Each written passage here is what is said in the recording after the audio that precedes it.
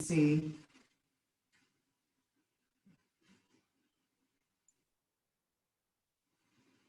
Bear with me. There we go. But I went too far. Hold on one sec. Okay, here we go. A precious, fragile treasure, our vote is the program for this evening. Thank you for joining us. And we're really excited to have this presentation by Dr. Fred Johnson. Just a couple things. My name is Ricky Levine. I'm the director of the museum.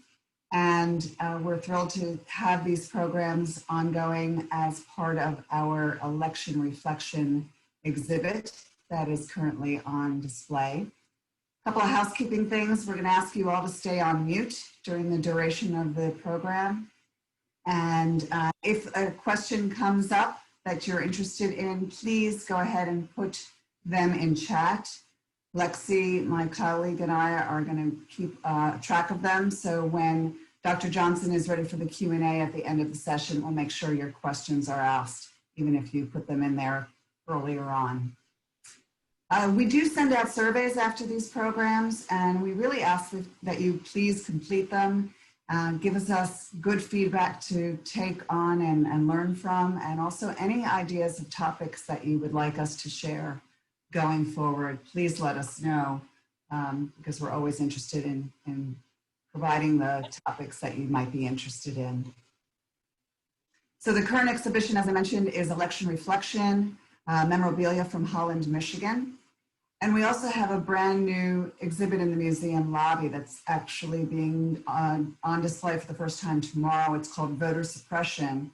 It's a service learning project by Upward Bound students at Holland High. So please come to the museum and check out both of these exhibits. We have several upcoming programs that are related to the exhibition. Next up is Trivia Night, which is October 15th. It's a Facebook Live fun evening. It is not going to get political. It is really just trivia about elections that we hope you participate in. All you have to do is go to our Facebook page on the 15th at 8 o'clock and join in. We have two other programs coming up. October 22nd, I'm thrilled that Dr. Johnson will be back again to talk about subject United States of America. We've always been in this together. And then on November 5th, another professor from Hope College, Dr. David Ryden, is going to do a presentation on Is It Time to Pull the Plug? A historical analysis of the Electoral College. So those two programs, you can register like you did for this evening on Eventbrite. And the Trivia Night, as I said, just join us on Facebook Live. And we are having a great collaboration with Noodles & Company. It's our second time doing this with them. They invited us to invite you to dine with them on Tuesday, October 20th from 4 to 8 o'clock in the evening. And if you participate and you register your order online and put at that time a code GIVING25, 25% of your bill will come to the Holland Museum. So it's a great way to support us and have a good meal at the same time.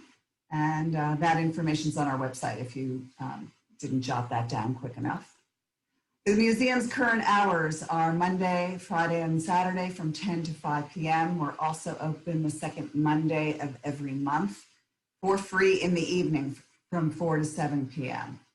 So those are our current hours since we reopened after we were shut down due to COVID-19. And we try to make all of these programs that we offer for free. We want them to be accessible to the entire community. But we do appreciate donations. And if you enjoy the programs and if you have the capacity to give, please consider doing so. And donations can be made online. Again, check our website for details on that. So I would like to introduce our speaker for this evening. Dr. Fred L. Johnson III spent the first half of his childhood in the Philippines, where his father, a 20-year Air Force veteran, was stationed at Clark Air Force Base. Prior to teaching at Hope College, Dr. Johnson served in the U.S. Marine and worked in the automotive, telecommunications, and aerospace industries. He earned his master's and doctorate degrees at Kent State University, and in 2015, graduated with his Master's of Divinity degree from Western Theological Seminary right here in Holland.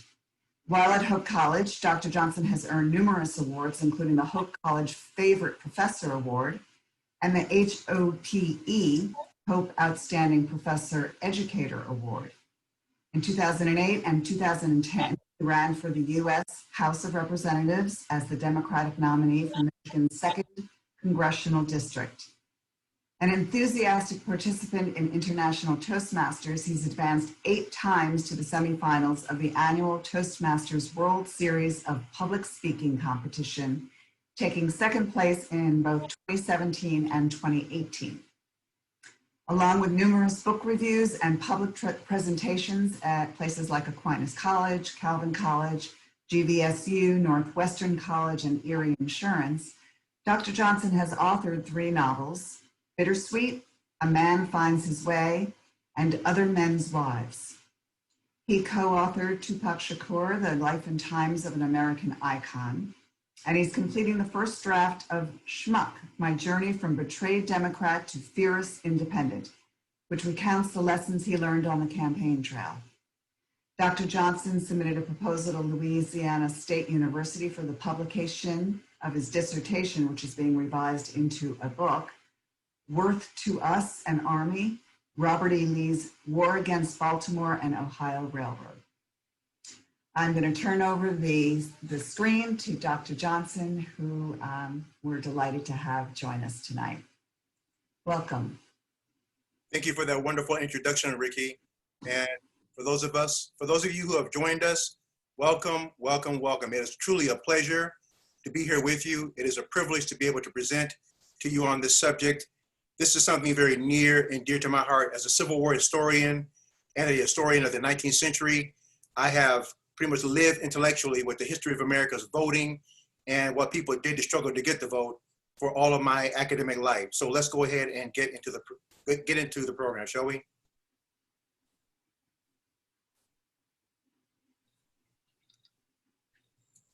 As Ricky pointed out, the title for our time together, A Precious, Fragile Treasure. And when I say that, I do mean a precious, fragile treasure, our vote. And I can't think of any time in my lifetime, especially as someone who came of age and took the opportunity to vote, where it has been more precious and more fragile than this election. The late Congressman John Lewis, who we buried just a very short while ago, he got into the civil rights movement because of the issue of the vote. John Lewis was such Dr. Johnson, excuse me, I'm going to interrupt you. We're not seeing your slides.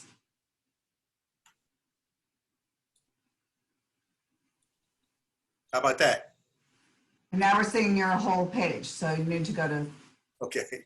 There you go. Thank you. As I was mentioning, John Lewis, who we buried just a little while ago, got into the civil rights movement because of his pursuit of the right to vote. I have just a brief overview from the presidential historian John Meacham about the legacy of John Lewis. With the political season officially now in full swing, and 2 days after the 57th anniversary of Martin Luther King Jr.'s pivotal 1963 March on Washington, we have thoughts this morning from historian John Meacham. His new book about the late Congressman John Lewis is called His Truth is Marching On. In the months before he died, John Lewis contributed an essay to conclude a book that I was writing about him. It is, in a sense, his last testament, one that, like John himself, looks forward, not backward. He wrote, "There are forces today in America trying to divide people along racial lines. There are forces today that are still preaching hate and division. There are forces today that want us to return to the old ways, to lose ground, to take our eyes off the prize. It makes me sad, for we don't want to go back. We want to go forward and create one community, one America." Ready, stop. John Robert Lewis died in July. and was given a saint's farewell. To press forward in his spirit isn't easy. Just look around.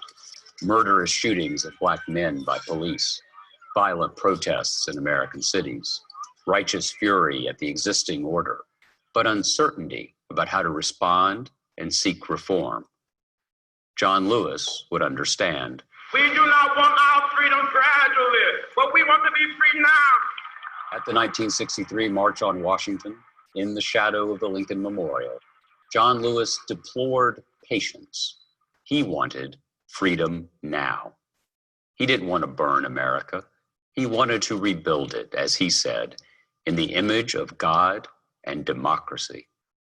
It was the noblest of goals.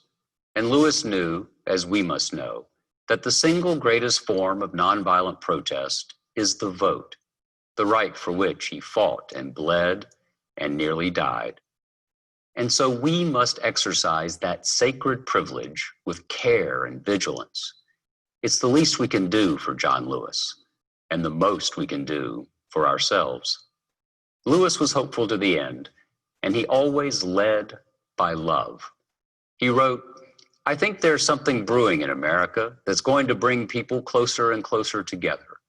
Adversity can breed unity. Hatred can give way to love. A leadership of love. How wonderful that would be. And leadership in a democracy is as much a function of our hearts and minds, yours and mine, as it is a president's."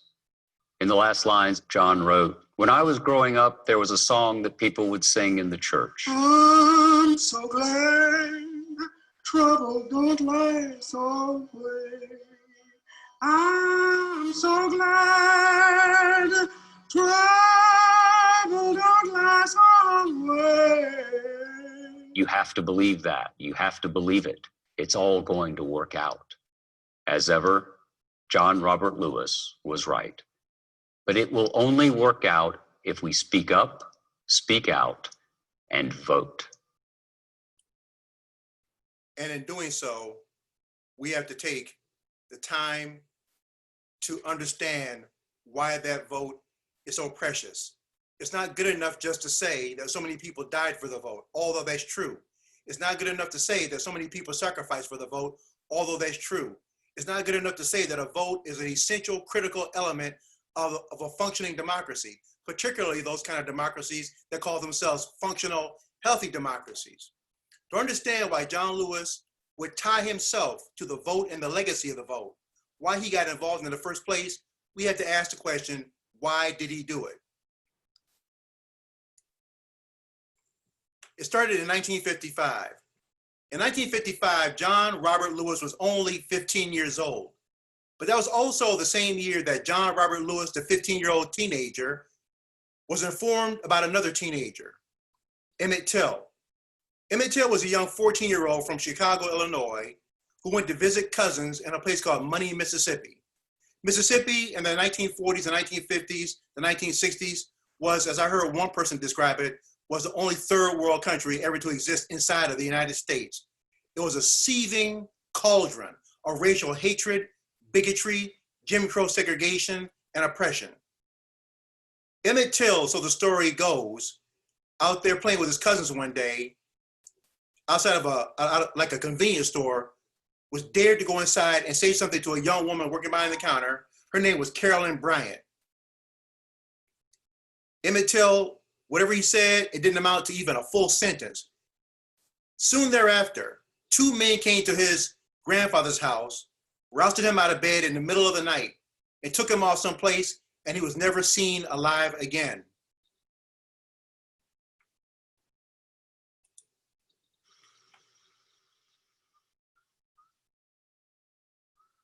I know the one thing we did right was the day we started to fight. Keep your eyes on the prize. Hold on. Keep your eyes on the prize. Hold on. That was, female and male. So he told the boys down there, hey, you got around the store. This must have been around about maybe 10 to 12, youngsters around there, that the girls was his girlfriend, So one of the local boys said, hey, there's a girl in that store there, so I bet you want to go in there and talk to her, So he went in there to get some candy. So when he was leaving out the store, after buying the candy, he told us, said, bye, baby. And the next thing I knew, one of the boys came up to me and say, man, you got a crazy cousin. He just went in there and said bye to that white woman. And that's when this man I was playing checker with, this older man, I guess he must have been around about 60 or 70, he jumped straight up and say, boy, say, y'all better get out of here. Say, that lady come out of that store and blow y'all brains out.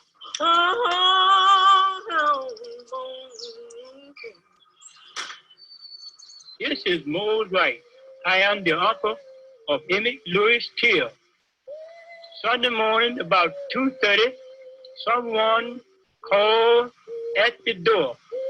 And I said, who is it? And he said, this is Mr. Brian. I want to talk with you and the boy. And when I opened the door, there was a man standing with a pistol in one hand and a flashlight in the other hand. And he asked me, did I have two boys there from Chicago? I told him I have. And he said, I want the boy that done all that talk. Then marched him to the car, and they asked someone there, was this is the right boy? And the answer was, yeah. And they drove toward money. 4 days later, Emmett Till's body was found in the Tallahatchie River. The body was so badly damaged that we couldn't hardly just tell who he was, but he happened to have on a ring with his initial.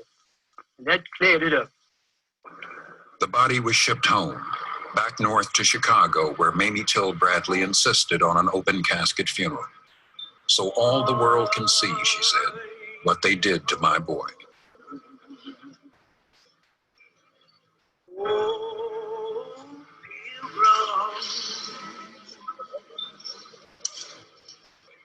Of sorrow,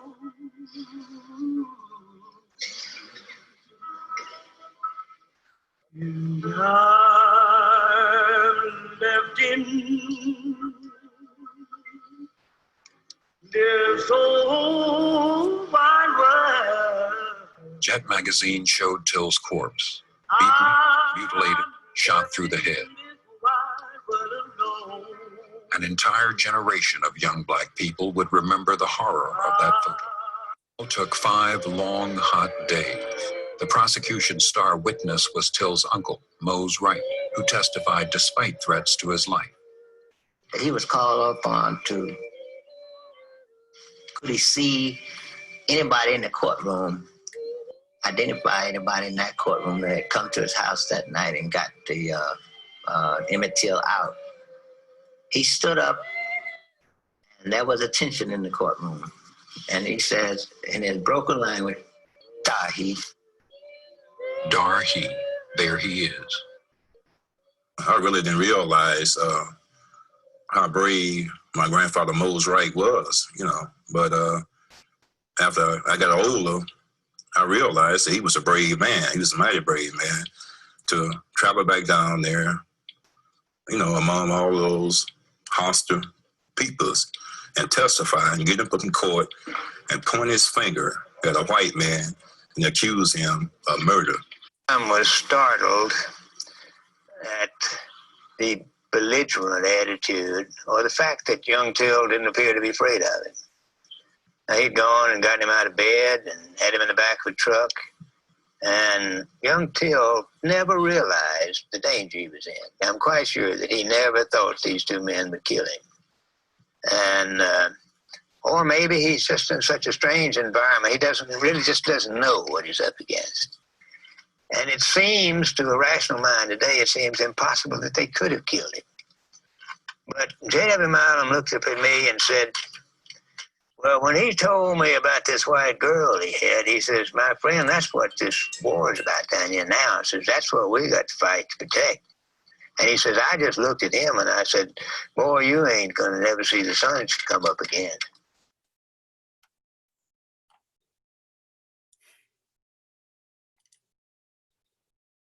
So here's the long and short of it.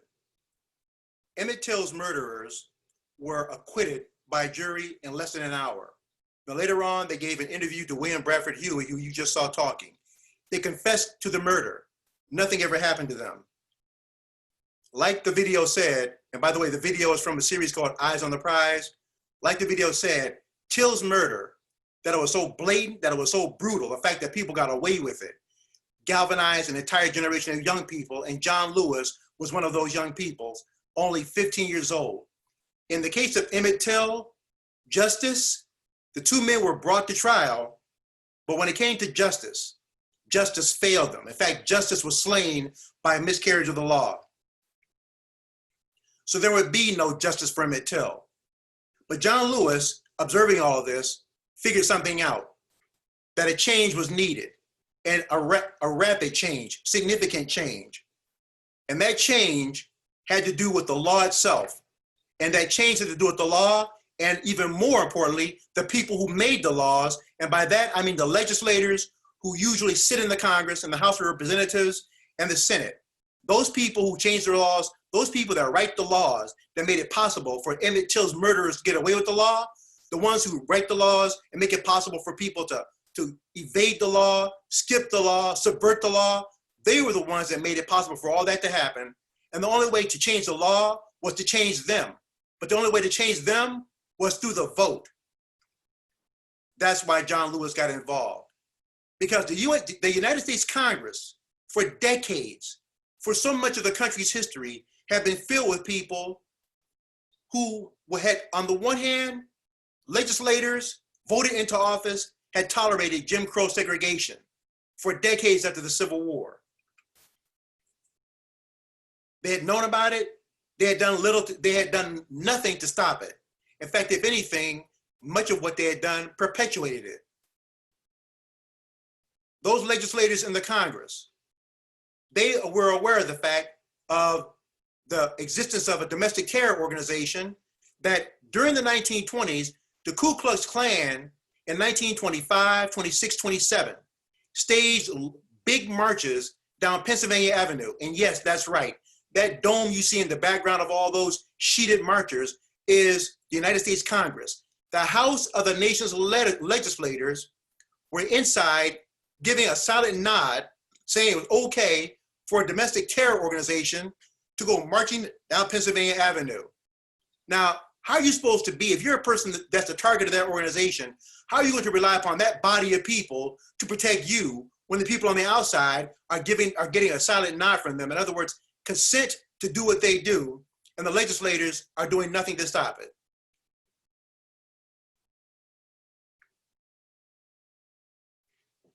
Inside that Congress, those same legislators who were put there by votes had known for decades about the scourge, the human pandemic called lynching. Several times from 1865 until the 1980s, legislation was submitted to the Congress trying to get anti-lynching law, an anti-lynching bill passed, and it failed each and every time. And this went on because the nation's legislators, the people who were voted into office, the ones who knew this was going on, they apparently were okay with this. Those same legislators, that same body of individuals, not the same individuals obviously, but that same institution, the Congress, filled with people who are voted into office, they have been the same body, that same institution that has stood in the way of women getting the right to vote. They had stood in the way of civil rights being fully realized by African Americans after the Civil War. They had stood by while voting privileges for African American men were not granted, but earned through the passage of the 15th Amendment, one of the Civil War Reconstruction Acts, and then eventually just dwindled away, just diminished, just chipped away and diminished and slashed at and hit at by by all kind of legislative maneuvering until finally, by the time you get to the 20th century, there is no real voting for Black people, Black men, Black women, or anybody.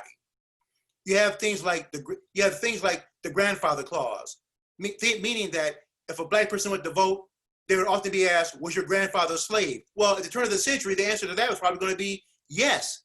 That was a disqualifier. And if it wasn't, then the question was, well, do you have enough money to register to vote? Probably not. That's called a poll tax. Or there's something, can you read the state constitution? And if the answer, if you couldn't read the state constitution or figure out what was on the paper, then that was called a literacy test.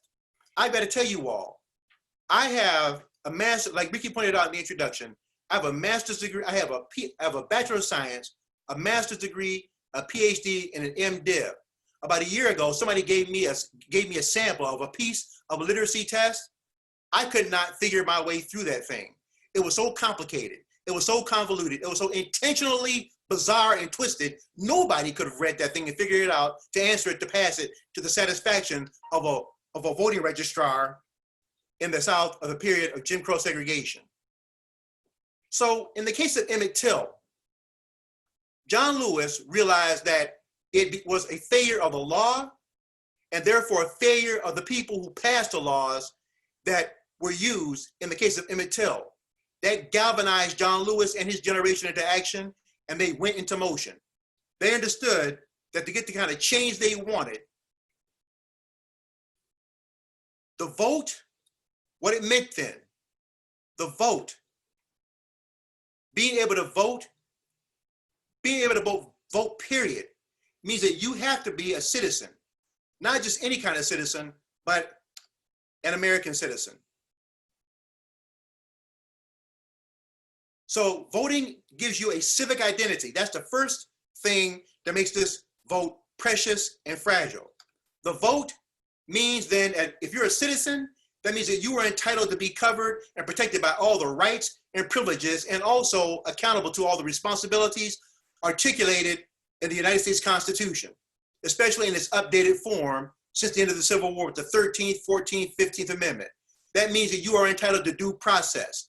That means that you are entitled to equal justice under the law. That means that you are entitled to dual citizenship. There's citizenship that says you are a citizen of the state in which you reside and a citizen of the nation of which that state is a part.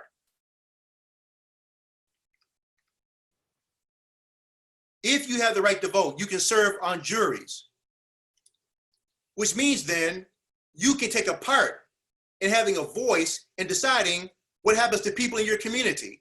It's a responsibility, but it's also a privilege.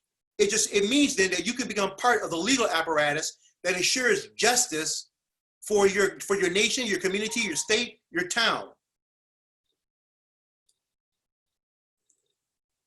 If you have the vote, it means that you're a citizen. And if you're a citizen, you are protected by the Constitution, you are accountable to the Constitution.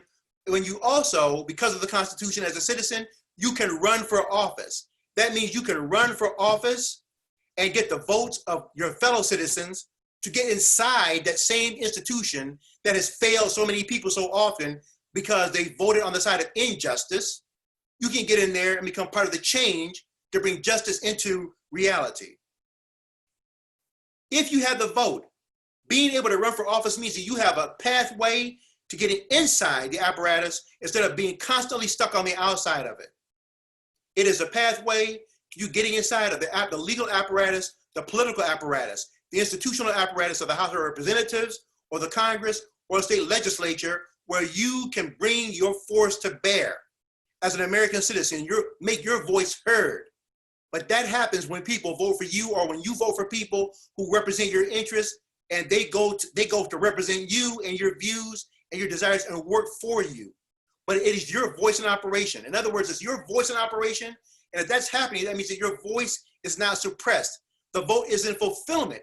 That's another element. It's another type of freedom of speech, a guarantee by the First Amendment, one of the several 10 Bill of Rights. Getting access to the vote means that you can bring about the change that we so desperately need. In the 1960s, in the aftermath of Emmett Till's murder, 10 years later in 1965, President Lyndon Johnson signed the Voting Rights Act of 1965. It was the change that John Lewis and people of his generation, his black supporters, the white supporters, everybody in the country knew that that kind of change was necessary to bring about a sort of new system to undo and unravel the old one that had been built upon distrust, injustice, unfairness.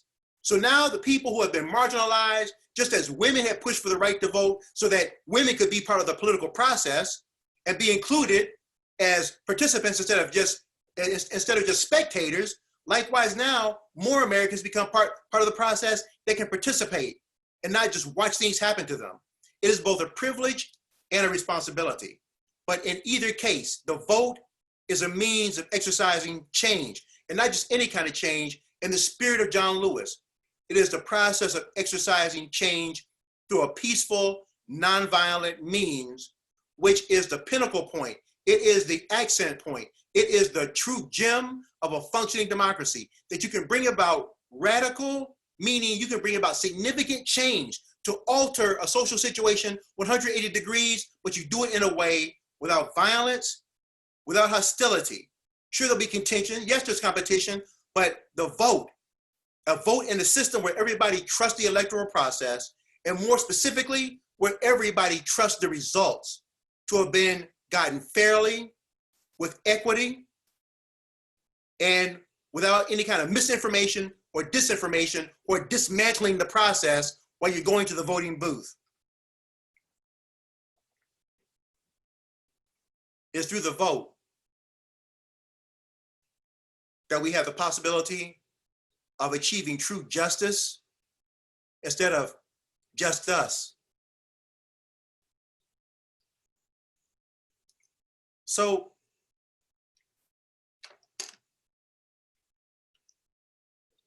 protecting, appreciating, and cherishing this precious, fragile gem of our democracy, the vote. Of course, it means understanding all the people who fought to get the vote. Of course, it means realizing the different constituencies who have been excluded from the vote from the time that this nation was established with the 1787 Constitution. But the real question I think that we have to ask, the one that is most pressing upon us right now, particularly for the election of 2020, asking the right question, and asking the right question is the first step toward getting toward or achieving a solution. And that question is, if you want to know how important the vote is, that's a good question. How important is the vote? An even better question is this one.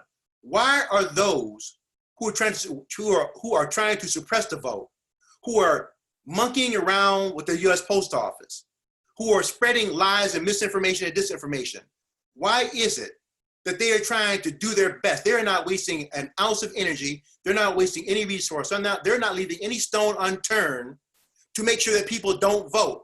And the question to ask about that is why? What is it that they know about the vote and the power of the vote that leaves them up at night, pacing the floor, thinking of new ways to undermine the election, to undermine people's votes, to undermine people's confidence in the electoral process, to undermine every institution that we have to make sure that people don't vote? They know something. In other words, if you take the viewpoint of the opposition, they know how precious this jewel is, and they know how powerful it is. That's why they are not wasting a second. They're not sparing an effort. They're not leaving one thing undone. They're not failing to implement one idea to make sure that every vote that every citizen has is cast. Because for them, a good day is when votes are not cast, when people do stay home. So we have to ask, what is it that they know about their vote and its ability to change things in a fundamental way so that those who are on the outside can be on the inside, so that those who have been the recipients of injustice can finally get justice? What is it about that vote that they know that they'll have to sit up there and do things in a different kind of way? They can't just run roughshod over or through a democracy. They know something about what that vote can do to remove them from power, to put them on the same level playing field. They're always talking about that they want. They know that vote is the means of doing that. They know that that vote is the means of doing it in a way that can be a very popular way, and that once the results are in, they will not be undone for a while until they can come up with a solution to run better campaigns the next time. And given what we're seeing right now, people are wise to their game. So we have to ask the right questions. What is it that the opponents of voting and free elections know about the vote as a precious, fragile gem that leaves them expending every possible effort, resource, all their ingenuity, all their genius, all their diabolical genius to make sure that you and I, the individual voters, stay home and fail to exercise our right to free speech through the vote, to exercise our rights and privileges through the Constitution through the vote, to abdicate our responsibility, to abdicate our hope in this constitutional democratic republic. Why do they want us to lose hope in that prospect? And they hope that we will. But the only way that we can't do that, the only way we can fight back, is to make sure that we vote.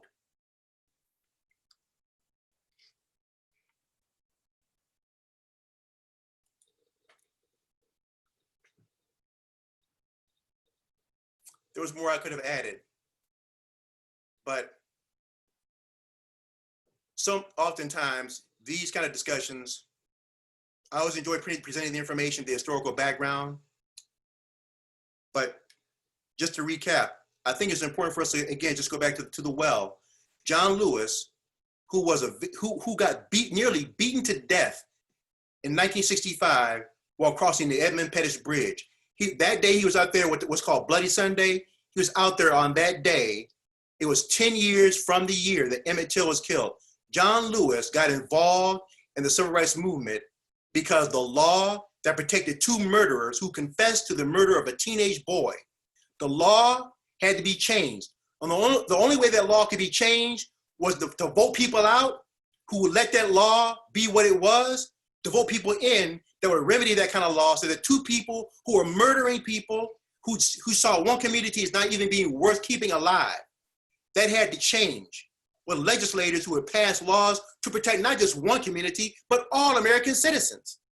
And then once that was done, then you'd have an America that was more in the vision of what the founding fathers had intended when Thomas Jefferson wrote those words, "We hold these truths to be self-evident that all men are created equal." Well, clearly in 1776, when Thomas Jefferson wrote those words, it wasn't evident to all people. In 1787, when the Constitution was drafted, we, the people of the United States, I always ask my students the question, in 1787, who was we?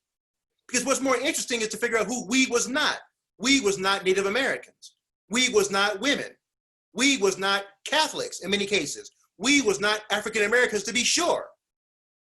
So there are many people outside of the we category than inside.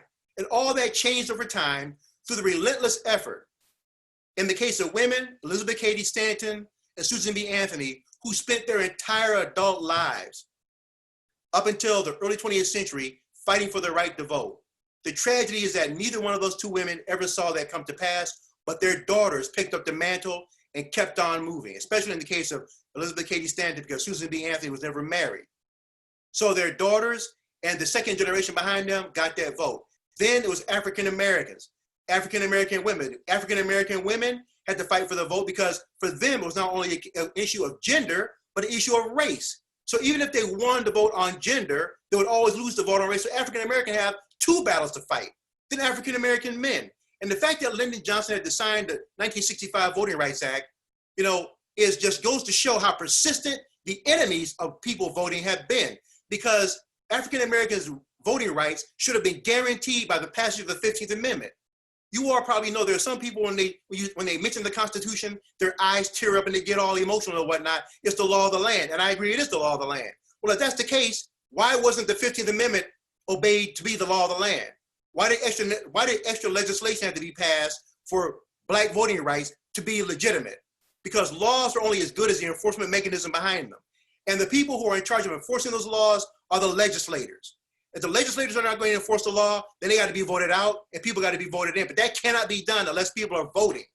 So it is in the interest of those who want to keep the status quo just as it is to make sure that people don't vote or can't vote, or it's very difficult to vote. So they'll close down voting places. They'll move mailboxes. They'll do whatever they can do to make sure that people cannot vote, to make sure that things stay the same way. This is a democratic constitutional republic, or a constitutional democratic republic. I believe in the United States. I believe that it is still the best beacon of liberty on earth. And I believe that we had to restore the nature of who we were when we came into existence, even with all of our warts. That means owning up to the fact that we were a nation established with a slave system in operation. We had to fight a civil war. There'll be other people who will come here, the Irish Catholics in the 1840s, who will be harassed and marginalized, and other immigrant groups after them. Women will have to fight for equality. This is an ongoing process of the United States, which is why we, the people of the United States, in order to establish a more perfect union, more perfect, meaning not perfect right now, but one gradually getting better as each generation rolls forward. We're making it better now for our children and then for our grandchildren. Our parents, we hope, did as best they could. Now it is our responsibility. We can no longer shy away from this. We must do what we can right now to make this country be better than what it has been for the last 3.5 years. And that will be done through the vote.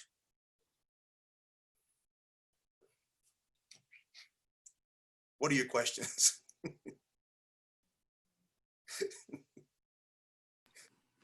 So if anybody has a question, feel free to put it in chat, but it's a small enough group that I think if you have a question, you can certainly speak up. I'm going to ask you something, because the privilege and responsibility about voting and the right to vote is always raised when people say, my vote doesn't count with the Electoral College, and in some states, your vote might not matter as much as in other states or other communities. How would you respond to that?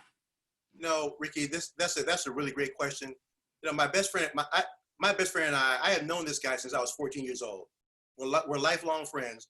But we had our first really big knockdown, drag out argument in 2016 when he said to me, he didn't vote for either one of the two candidates. What he did was he wrote in Robert F. Kennedy's name.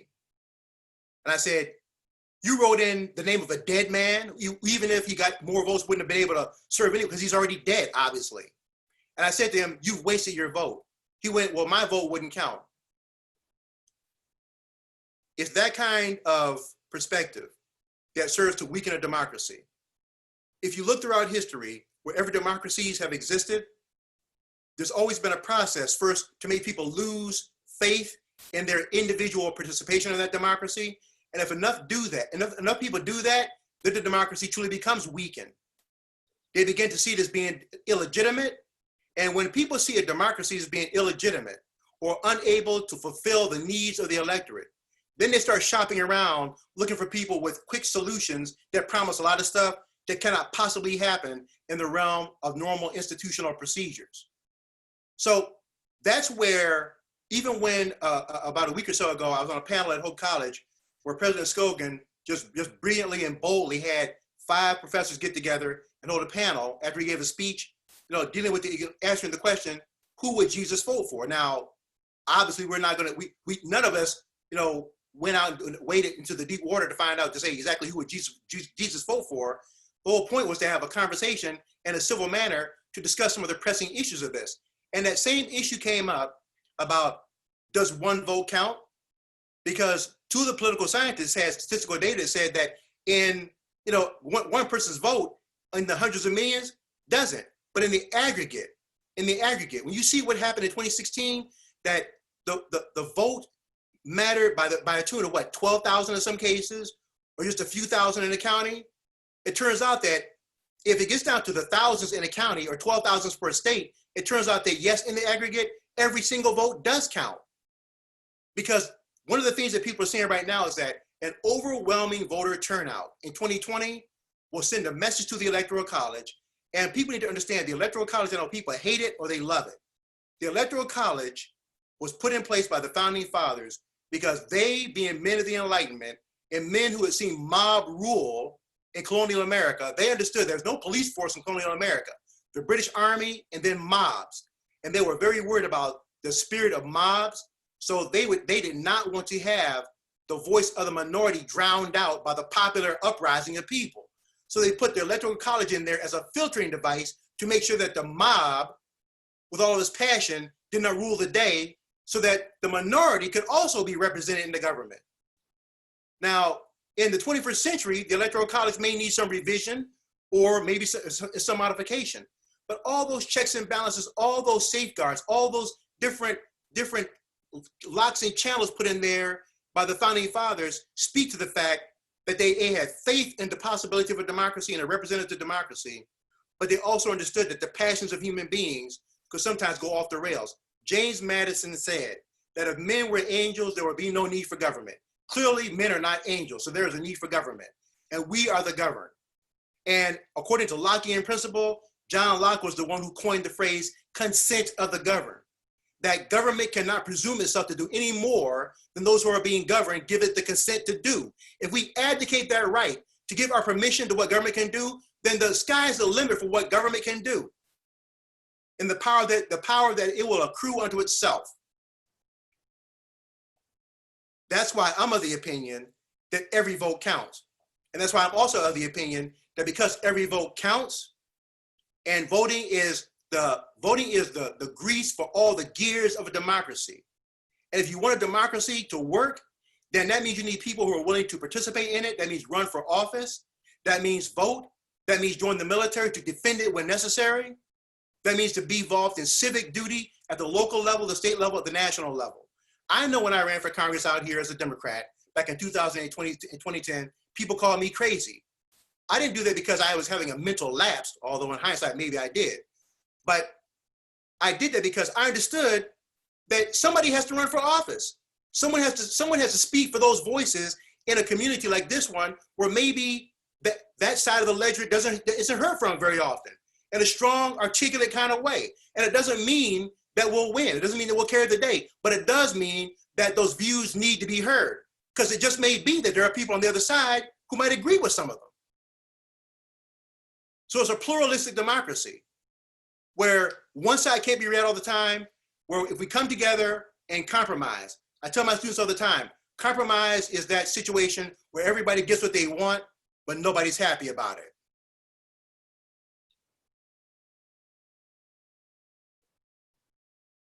Other questions or comments?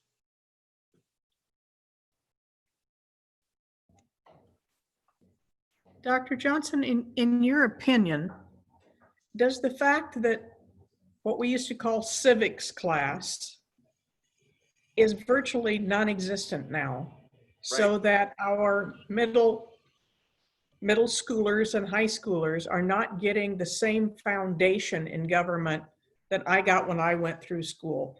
Is this impacting people's reluctance to register and vote? Chanda, not only, first off, yes, I agree with you. They are either non-existing or they're definitely going extinct.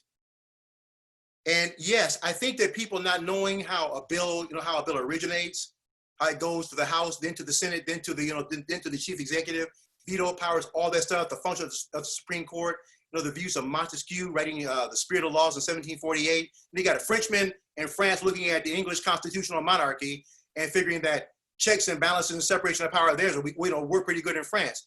All those skills, all that knowledge that we have inherited from the European Enlightenment, that was the foundation and basis and the framework for our government, and continues to generally guide us right now. But it generally guides us right now because we are still benefiting from 200 plus years of historical momentum, but it's slowing down. The thing's been running because we had that going on, because people were taught about, here's how it was formed, here's why it operated, and here's how it operated. But you can't expect people to know what government does and why it does it if they don't know the function of it. And they you cannot possibly expect them to get involved in it if you cut out civics classes. The unspoken message is it's just not important. Civics and civic engagement is not important. So if you're not going to teach it in school, why get bothered? Why bother disturbing your life to get involved at the local level? If your elders, if your school board, if your parents, if your teachers, if everybody who's senior to you as a child, who's guiding you, telling you to do the right thing and the wrong thing and so forth, they're the ones that have all the wisdom, all the knowledge. If they don't think it's important, why would my children think it's important? So you grow up with generations of people who have little or no knowledge of government and very little reason about why get involved. I recall that from my historical studies that when President Kennedy proposed the Peace Corps, young people were signing up just like that, right? They saw that it was a good thing for Americans to go out across the world. There was a thing called public diplomacy, that somehow the American model, the American mystique, the American miracle to have been a revolutionary nation that sure has some problems and challenges and some warts and so forth and some struggles to overcome, but still the American ideal compared to the Soviet Union or communist China. So for so many decades, people looked at the United States and would nod their head and go like, yeah, it's a country that's got some big problems, some significant problems. But given a choice of America being a world's major citizen, or signing on with the Russians as an ally, or China as an ally run by Mao Zedong, we were always the first better choice. I'm not so sure, at least I have colleagues overseas that tell me they don't think that's the case anymore. And that's a heartbreaker. So I'll tell you something, China, that happened a couple of years ago. I teach a class called Revolutionary America, and that's an upper division course at the college. So, I normally would get somewhere between, like 10 to 12 students in that class. I had close to 20 students in that class. It was the biggest number I'd ever had. Hope College students were interested in how the country got started, the founding fathers, the founding documents, the Declaration, John Jefferson's Notes on Virginia, the Constitution. They wanted to know, how did this thing start? Because they wanted to know, how do we get from there to here? And I was more than happy to tell them.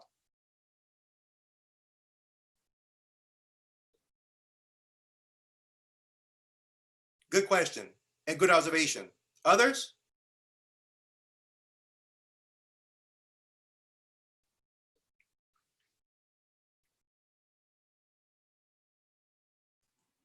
I guess you answered everybody's questions in your presentation.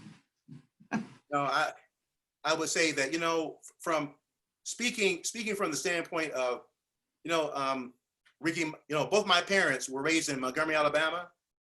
And at the time in Montgomery, Alabama, that same Alabama where several miles from Montgomery, there's Birmingham, Alabama, what used to be called Birmingham, where the church was blown up with the 4 little girls, where the Edmund Pettus Bridge that was named after a former Confederate officer who became a local Ku Klux Klan leader, that bridge that John Lewis was marching over. When people start coming to me talking about, well, one vote doesn't count, I think about all the people who literally gave their lives for the privilege of voting. Because that's why, instead of going down that path, I was trying to explain to our audience here, to all of our members who are, to all of our scholars here, that when you vote, no one can vote in this country unless you are a citizen. If you are a citizen, again, that means you are entitled to all the rights and privileges of the Constitution, which means that you also have the right to run for office. It means that if you can run for office, that means you can put your finger on the scale of justice and do something to tilt it the other way, not illegally, but as a right that you earn to be part of the vote or the legislative making process. You can help shape the culture, the legal environment and atmosphere of the country. If you don't like injustice, if you don't like the way things are going, then anyone can stand in front of their TV and throw a shoe at it.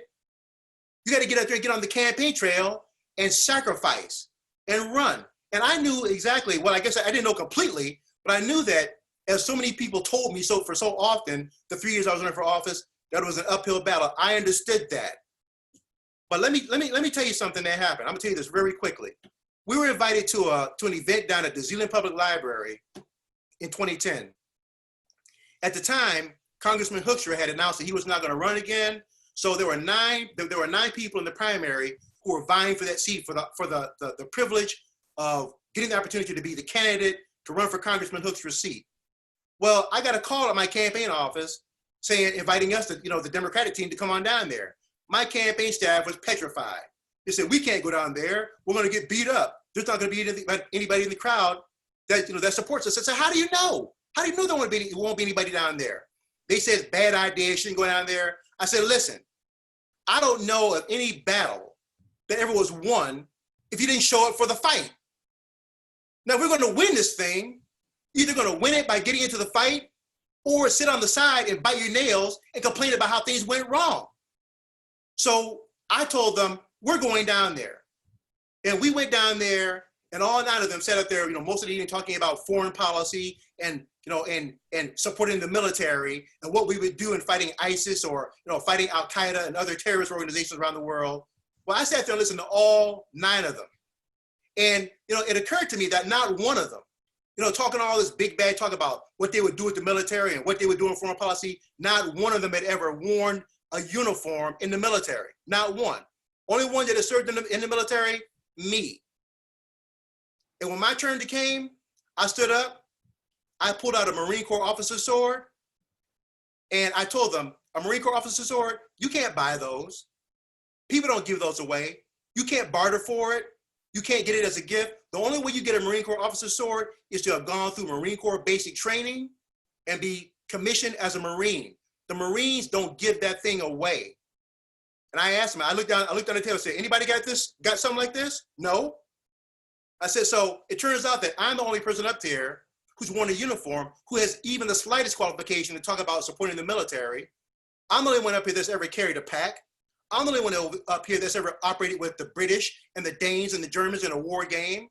I'm the only one that's ever been in danger during the Cold War when the Soviet Bear bomber shadowed our naval combat fleet. I'm the only one who would have been on the cutting edge of foreign policy. I'm the only one who ever, was on board a ship with a drill went off saying, battle stations, this is not a drill. We were going to war that day before they told us to stand down. That gives you a feeling up to the top of your neck that I never want to feel again. I'm the one who was at Camp Lejeune when that truck bomb blew up the embassy, killing 243 Marines. I saw all those Marines knocking on people's doors saying, I'm sorry to tell you, but your husband is not coming home. So all this stuff in Grenada, I lost friends in the Grenada operation. So all those other people were up there saying that stuff. And look, did I lose the election? Of course I did. But that night down at Zealand, there were people that came up to me and said, I probably won't vote for you, but I'm gonna tell you something. I respect you for the fact that you came down here and let us hear what you had to say. There were even a few of them that said, you know what? I don't know what I'm gonna do, but I'm gonna give you a second look. That's the value of getting involved. That's the value of voting. Because there are people out there that have been thinking about things a certain kind of way. If we don't show them an alternative, they'll never have reason to think of an alternative. That's why I got involved.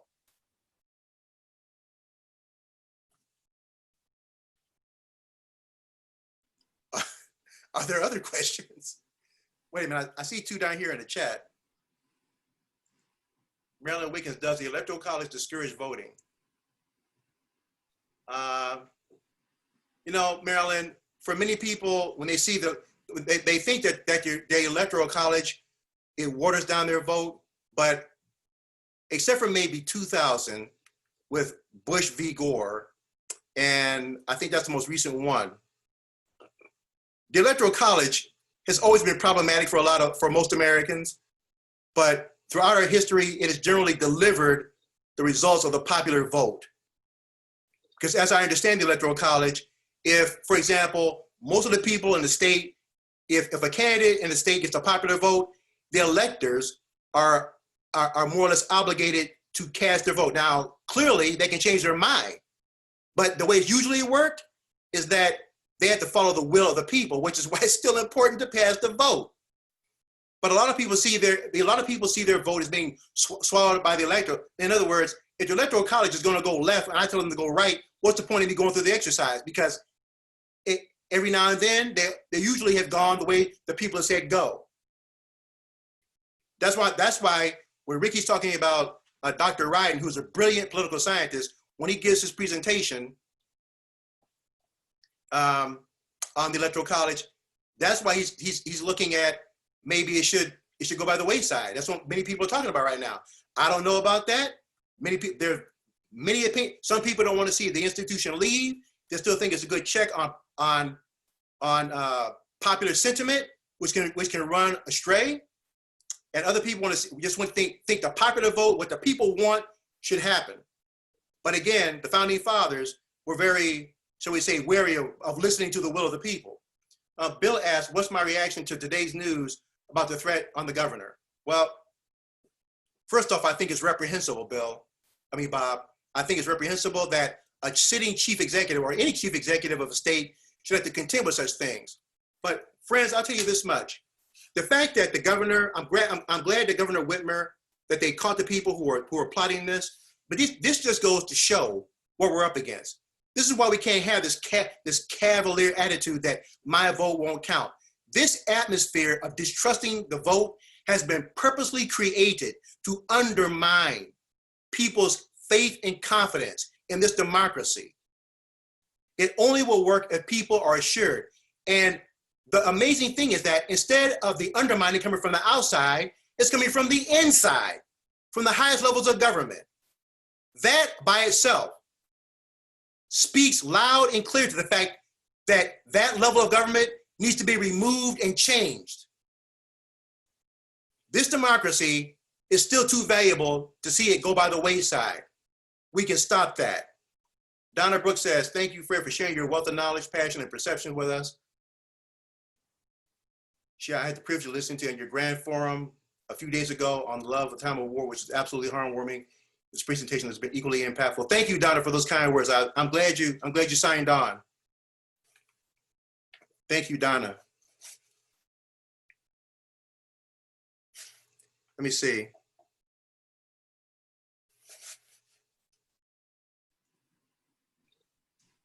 Any other questions for Dr. Johnson? You have him available right now.